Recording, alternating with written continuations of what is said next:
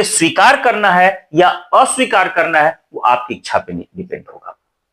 ऐसी मुद्रा, अब वो मुद्रा कौन सी हो सकती है? वो है एक कागज का टुकड़ा है, इसका जो वास्तविक मूल्य आता होगा छापने काटने पीटने जितना कितना आता होगा, 1 रुपया 2 रुपया, लेकिन उस पर लिख दिया हमने 500 रुपए डालते हैं लोग। और जब जरूरत पड़ती है तो बकरी को, मुर्गी को, भैंस को बेच देते हैं और उस पैसे का यूज कर लेते हैं। तो थंबनेल देखकर तो आप जान ही गए होंगे कि आज मुद्रा के अलग अलग रूपों के बारे में चर्चा होने वाली है। अर्थव्यवस्था में या यूं कहा जाए अर्थशास्त्र में मुद्रा के अलग अलग रूप बताए गए हैं। कब मुद्रा को सॉफ्ट मनी कहा जाएगा, कब हार्ड मनी कहा जाएगा, कब हॉट मनी कहा जाएगा, कब नियर मनी कहा जाएगा। ठीक है, तो मुद्रा के अलग अलग रूप होते हैं। कब होते हैं? भारत की मुद्रा हॉट मनी है या हार्ड मनी है, सॉफ्ट मनी है, नियर मनी है, वैधानिक मुद्रा है या सांकेतिक मुद्रा है। तो चलिए आज मुद्रा के अलग अलग रूपों के बारे में चर्चा किया जाए कि अलग अलग रूप क्या है, कब इनके ये नाम पड़ते हैं।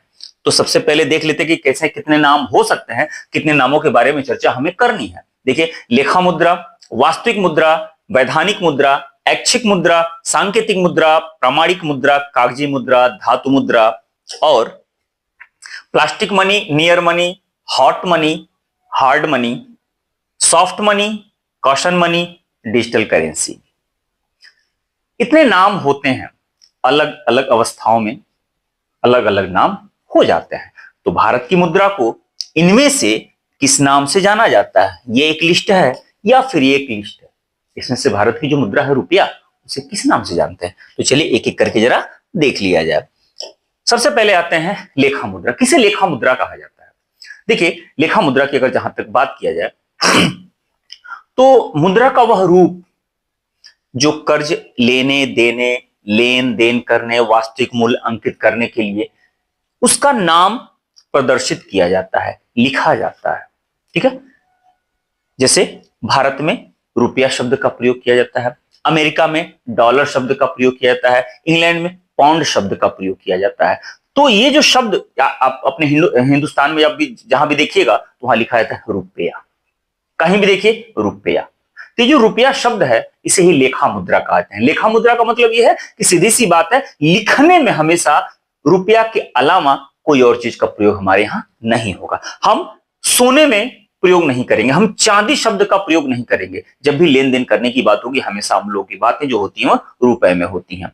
यहां तक कि जब विदेशी व्यापार होता है तो शायद जाकर के डॉलर में बात होती होगी, लेकिन अपने अंदर, देश के अंदर कोई भी व्यापार होता है तो हम अरब खरब तक पहुंच जाते हैं, लेकिन बात सिर्फ रुपए में होती है। तो यहां पर इसे लेखा मुद्रा कहा जाता है।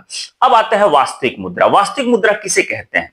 वास्तविक मुद्रा का यह मतलब होता है कि जो व्यवहार में जो मुद्रा प्रचलित हो। हर देश का अपना एक होता होगा, जैसे अपने रुपया होता है, कहीं डॉलर होता है। तो जो वास्तविक रूप से प्रचलित होता है, नेपाल में भी जो मुद्रा होगी, कहने के लिए नेपाल में भी रुपया शब्द है, लेकिन वहां पर भी कोई वास्तविक मुद्रा तो होगी ना।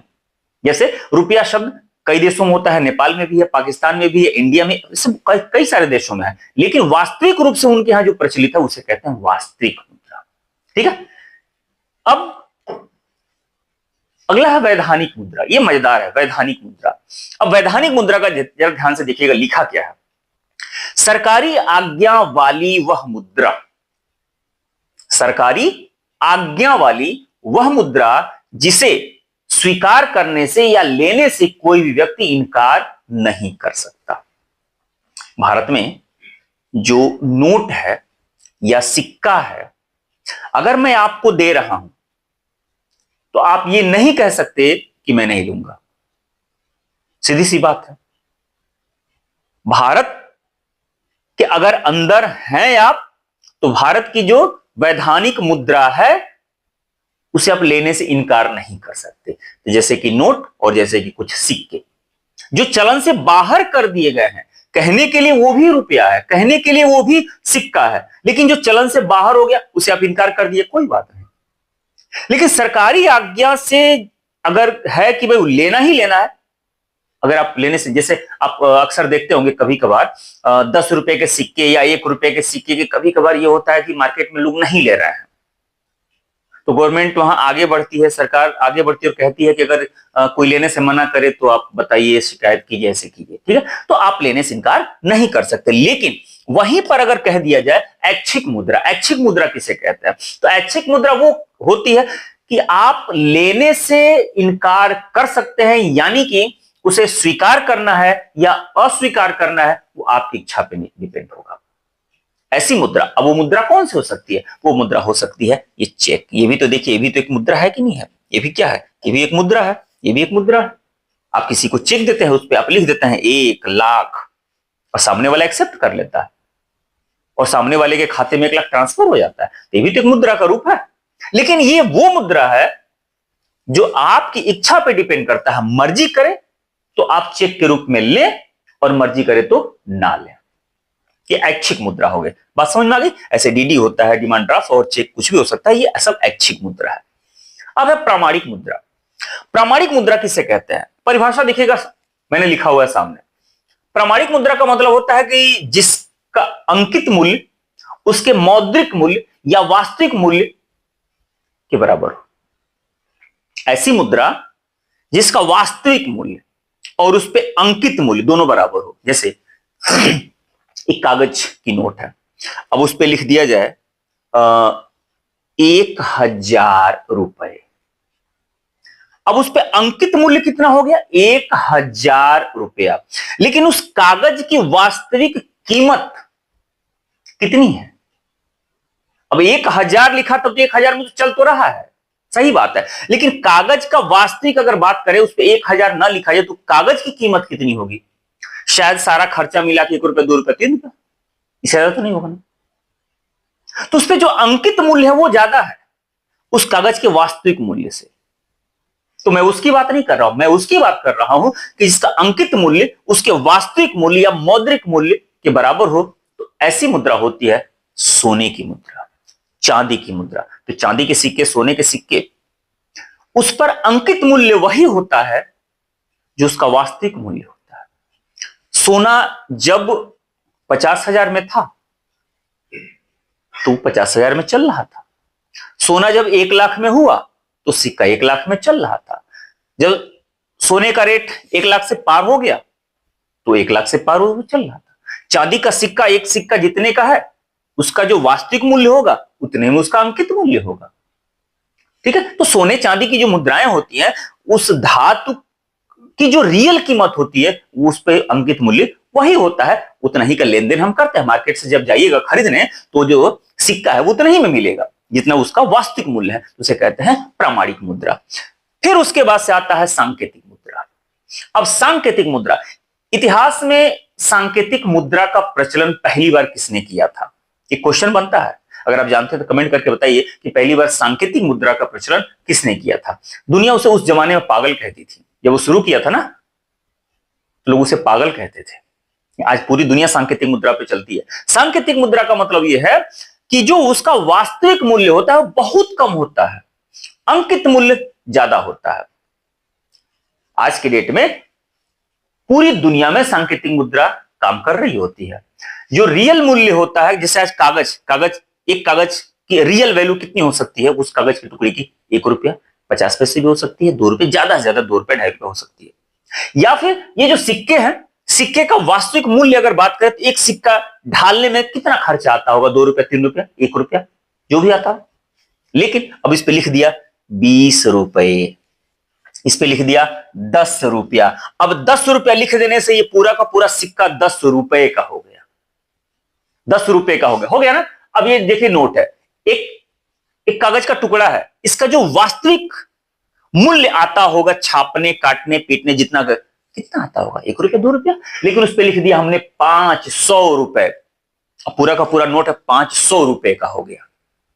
तो यह है सांकेतिक मुद्रा। सांकेतिक मुद्रा का मतलब कि वास्तविक मूल्य से ज्यादा उस पर अंकित मूल्य होता है, उसे सांकेतिक मुद्रा कहते हैं। फिर उसके बाद से बात आती है कागजी मुद्रा। तो कागजी मुद्रा मुझे बताने की जरूरत नहीं है, कागज की मुद्रा को कहते हैं कागजी मुद्रा। उसी तरह से धातु मुद्रा भी बताने की जरूरत नहीं है। धातु की जो मुद्रा है किसी भी धातु की बन जाए, धातु की मुद्रा को धातु मुद्रा कहते हैं, ठीक है। लेकिन अब आगे देखिए क्या लिखा है, प्लास्टिक मनी। ये आप जानते ही होंगे। Plastic money, ATM card, debit card या प्लास्टिक का वो कार्ड जो मुद्रा के बदले प्रयोग किया जाए। पॉकेट में कोई मुद्रा नहीं है हमारे, कोई पैसा नहीं है, लेकिन सारा काम हमारा चल रहा है, खटाखट खटाखट एटीएम से सारा काम हम कर ले रहे हैं। तो प्लास्टिक का वो कार्ड जो मुद्रा के बदले प्रयोग किया जाए उसे ही प्लास्टिक मनी कहते हैं।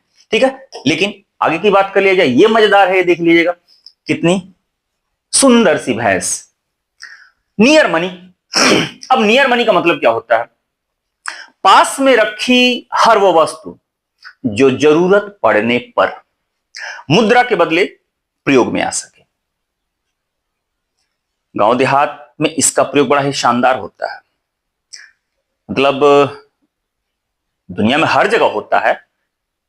जो बड़े लोग होते हैं वो क्या करते हैं, जमीन का बिजनेस करते हैं, जमीन खरीद के छोड़े रहते हैं। जब उनको जरूरत पड़ती है शादी की या घर बनवाना है तो जमीन बेच करके घर बनवा लेते हैं, जमीन बेच करके शादी कर लेते हैं। लेकिन गांव देहात आज फिर भी कुछ चलन कम हो गया है, लेकिन पहले के जमाने, आज से लगभग 20 साल पहले, लोग अपने घरों में मुर्गी पाला करते थे, लोग बकरी पाला करते थे, लोग आज भी ये भैंस गाय पालते हैं लोग।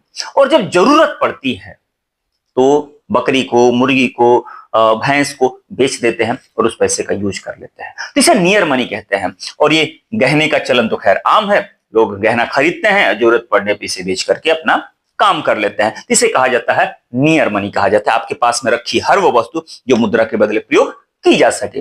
फिर उसके बाद से होती है हॉट मनी। हॉट मनी, बात यहां से था हॉट मनी। हॉट मनी किसे कहा जाता है? गर्म मुद्रा, हॉट मनी, बहुत हॉट होती है। अब इसका मतलब ये होता है ऐसी मुद्रा शीघ्र पलायन की प्रवृत्ति पाई जाती है, आज यहां कल वहां भाग जाएगी।